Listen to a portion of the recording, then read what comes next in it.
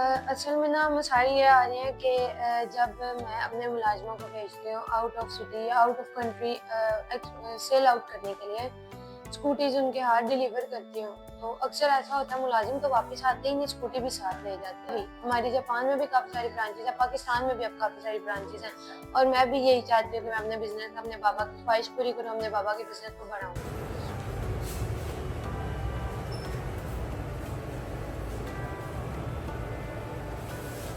हमारा जो सामान है वो जापान से आता है, जापान से एक्सपोर्ट होता है हमें, फिर हम यहाँ जब सेल आउट करते हैं पर स्कूटी पर मुझे 50 to 70,000 प्रॉफिट हो जाती है।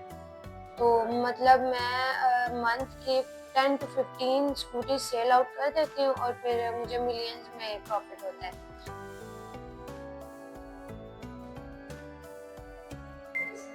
ऐसा लाइफ पार्टनर हो जो मेरे साथ लॉयल हो, मेरे साथ फुल सपोर्टेड हो, जो मुझे सपोर्ट करे, मेरे बिजनेस को बढ़ाने में मेरी हेल्प करे, उसे किसी चीज़ की कमी नहीं हो। और अगर ओवरसीज होगा, ज़ाहिर बात है उसका वीज़ा पासपोर्ट वगैरह बना होगा, उसे बाहर के हालात का पता होगा, आउट ऑफ सिटी आता जाता रहता होगा। अगर पाकिस्तान में उसकी कोई सेटल होने की जगह नहीं है, मैं उसे फुल सपोर्ट करूँगी, मैं उसकी हर चीज़ का ख्याल रखूँगी। और उसे मतलब जो अगर मेरे साथ कोई ऐसा करता है तो जो मेरा होगा वो सब उसका होगा। तो जगह होता है, मेरे लिए कोई एज मायने नहीं रखती। अगर मैच्योर होता है, ज़्यादा एज का होता है तो वो भी ठीक है। एजुकेशन का भी कोई मसला नहीं है। मेरे लिए कोई मायने नहीं रखता है ऐसा कि दूसरे अगर वो मेरे हकूक़ पूरे कर सकते हैं तो मुझे कोई इश्यू नहीं है। क्योंकि इस्लाम में 4 शादियाँ जायज़ हैं और ये आम इंसान नहीं रोक सकते। आप कर लेंगी। जी, बिल्कुल। अस्सलाम वालेकुम नाज़रीन, मैं हूँ आपका मेज़बान इमरान रज़ी और आप देख रहे हैं अवाम की आवाज़। आज हम एक और मिस की आवाज़ बने हैं, इनका जापान में स्कूटी का बिज़नेस है। आइए इनसे जानते हैं पाकिस्तान में किस तरह इन्होंने शुरू किया, स्टार्ट किया और ये किस तरह का इनका बिज़नेस चल रहा है, इनसे बात करते हैं। अस्सलाम वालेकुम। वालेकुम सलाम। कैसी हैं आप? अल्हम्दुलिल्लाह, आप कैसे हैं? अल्लाह का शुक्र। अच्छा मिस ये बताएँ कि ये आपका स्कूटी का बिज़नेस पाकिस्तान में भी है, इधर भी है। यहाँ पे आपको किस तरह के मसले पेश आ रही हैं? जो स्कूटी का बिज़नेस आपने पाकिस्तान में भी शुरू किया, इसके क्या मसाइल आपको पाकिस्तान में आ रहे हैं? असल में ना मसाइल ये आ रहे हैं कि जब मैं अपने मुलाजमों को भेजती हूँ आउट ऑफ सिटी या out of country sell out करने के लिए स्कूटीज उनके हाथ डिलीवर करती हूँ, तो अक्सर ऐसा होता है मुलाजिम तो वापस आते ही नहीं, स्कूटी भी साथ ले जाते हैं। इस वजह से बस ये मुश्किलें पेश आती हैं और यहाँ के लोग कमिटमेंट सही नहीं करते।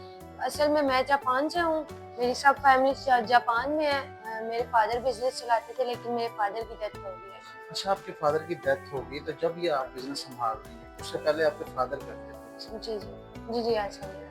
मेरे फ़ादर ने सब बिज़नेस सँभाला हुआ था जापान में भी और यहाँ भी।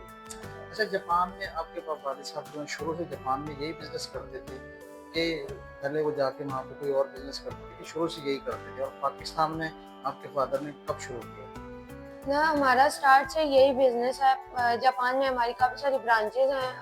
हम वहाँ जाके जब सेटल्ड हुए तो मेरे बाबा के माइंड में यही था। उन्होंने यही सेट किया, यही बिज़नेस चलाया, इसको बढ़ाने की कोशिश की और बढ़ाया भी। हमारी जापान में भी काफ़ी सारी ब्रांचेज़ हैं, पाकिस्तान में भी अब काफ़ी सारी ब्रांचेज़ हैं, और मैं भी यही चाहती हूँ कि मैं अपने बिज़नेस अपने बाबा की ख्वाहिश पूरी करूँ, अपने बाबा के बिज़नेस को बढ़ाऊँ। अच्छा जब आपके पापा जब ज़िंदा थे आपके पापा, आप बिज़नेस से पहले हाथ बटाया करती थी कि उनके डेथ होने के बाद आपने ये स्टार्ट किया? नहीं, नहीं, जब मेरे बाबा थे तो मुझे काम की ज़रूरत नहीं पड़ती थी। बेसिक बाबा काम करने ही नहीं देते थे। तो बाकी मुझे एक्सपीरियंस थोड़ा-सा था इस बारे में, क्योंकि मैं बाबा के साथ जापान से जब बाबा इधर आते थे तो मैं उनके साथ आती थी अक्सर और देखती थी इधर बाबा जैसे काम करते थे, तो थोड़ा-सा मुझे आइडिया था।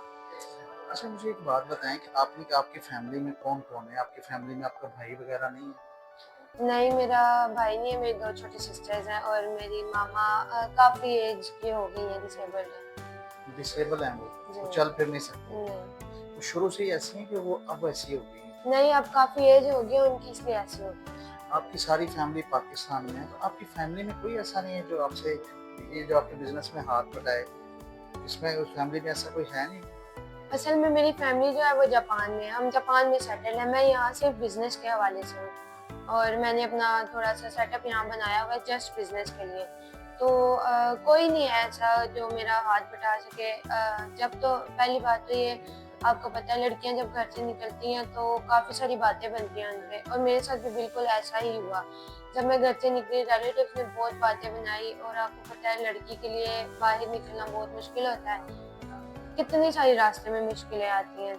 अच्छा, एक मैंने बड़ा ज़रूरी आपसे एक सवाल पूछना है कि आपकी उर्दू इतनी अच्छी क्यों है? आप तो जापान में रहती हैं, तो इसकी क्या वजह है? हमारे घर में उर्दू बोली जाती है, और साथ में बाबा के साथ जो थोड़ी सी मेरी उर्दू में थोड़ा सा फ़र्क था, वो मैंने इधर बाबा के साथ आती जाती थी, पाकिस्तान जापान आती जाती रहती थी, तो मैंने यहाँ आके थोड़ी अभी तो काफ़ी बेहतर हो गई है।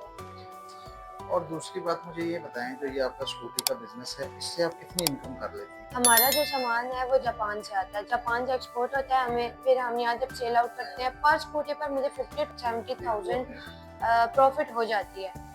तो मतलब मैं मंथ की 10 to 15 स्कूटी सेल आउट कर देती हूँ, और फिर मुझे मिलियंस में प्रॉफिट होता है। इसका मतलब है लाखों कमाती हैं, आपको कोई मसला नहीं है, मतलब आपका बिज़नेस सेटल है, जी अच्छा बिज़नेस है आपका। जी, ऐसा ही है, मतलब माशाल्लाह मैं महीने के लाखों कमा लेती हूँ। अच्छा, मुझे ये बताएँ कि आपको किस तरह का लाइफ पार्टनर चाहिए?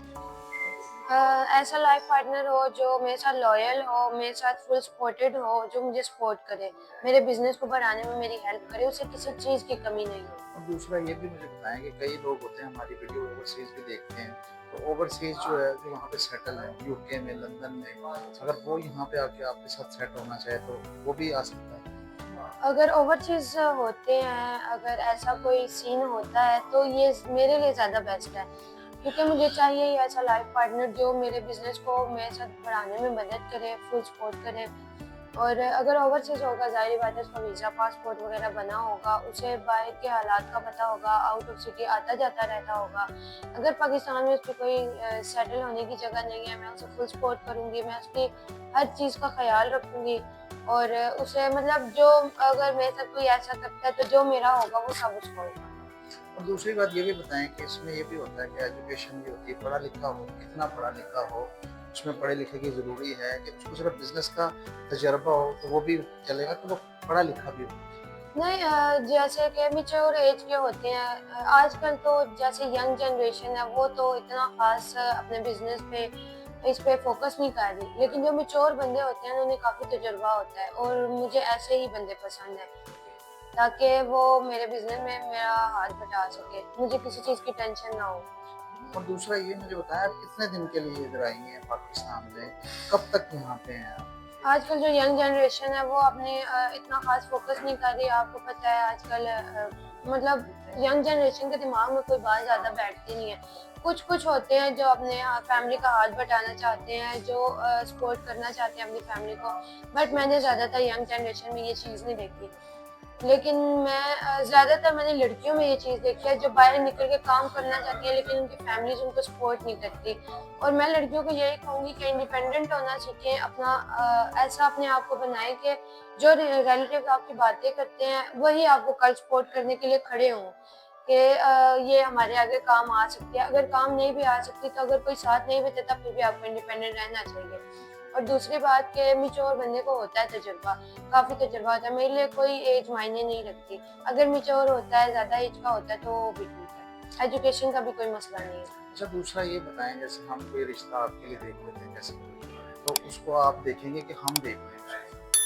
आपसे मेरा लिंक रहा है, मतलब आप आए हैं मेरे पास, मैं सोशल मीडिया पे ही इसलिए आई हूँ ताकि मैं अपना आप ज़ाहिर कर सकूँ, और आपको पता है जैसा मुआशरा है, लड़की अकेली सर्वाइव नहीं कर सकती, तो वाकई मुझे एक मर्द की ज़रूरत है जो मुझे सपोर्ट करे।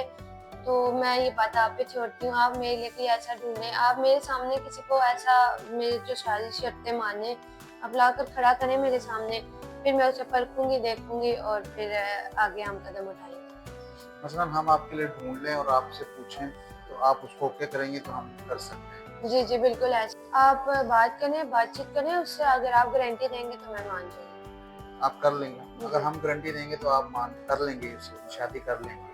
जी जी, आप गारंटी देंगे तो मैं कर लूंगी उनसे शादी। अच्छा, मुझे ये बताएँ, जैसे पाकिस्तान में आपका बिज़नेस है, जापान में भी है, तो आप इधर उसको उनको रखेंगी शादी करके, कि जापान भी लेके जाएँगी? नहीं, अगर मैं तो पाकिस्तान में काफ़ी कम टाइम के लिए आई हूँ, यानी कि मैं 2-3 मंथ तक जापान जा रही हूँ वापस। तो मैं कोशिश कर रही हूँ कि ये 2-3 मंथ में मैं जल्दी से शादी कर लूँ। मैं उस बंदे को अपना बिज़नेस सँभालने के लिए छोड़ के जाऊँगी और फिर मैं उसे यहीं नहीं छोड़ूँगी, मैं उसे जापान साथ लेकर जाऊँगी। और मैंने एक बात और आपसे पूछनी है कि जैसे देखिए कोई दूसरी शादी करना चाहता हो तो उससे भी आप कर लेंगे?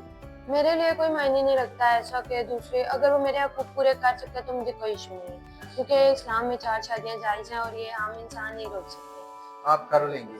जी, बिल्कुल। जी नाज़रीन, इसकी गुफ्तगू आपने सुनी है। कुछ सेकंड मैरिज भी करना चाहेगा तो वो कर लेंगे। स्कूटी का बिज़नेस है, अकेली नहीं सँभाल सकती, कोई लॉयर बंदा इनको चाहिए, जो इनके बिज़नेस में हाथ बटा सके, इनके घर में इनका साथ दे सके और ये यहाँ पे नहीं रखेंगे, इनको जापान भी लेके जाएँगे। लेकिन इनकी एक शर्त है, एक डिमांड है, ये कि लॉयर बंदा हो, ईमानदार हो और किसी किस्म का लालच ना हो उसके दिल में, तो ये इनसे शादी कर लेंगी। स्क्रीन पे नंबर चल रहा है, वही बंदा राब्ता करे जो सीरियस है। इसी के साथ मुझे दें इजाज़त। अल्लाह ने के पास।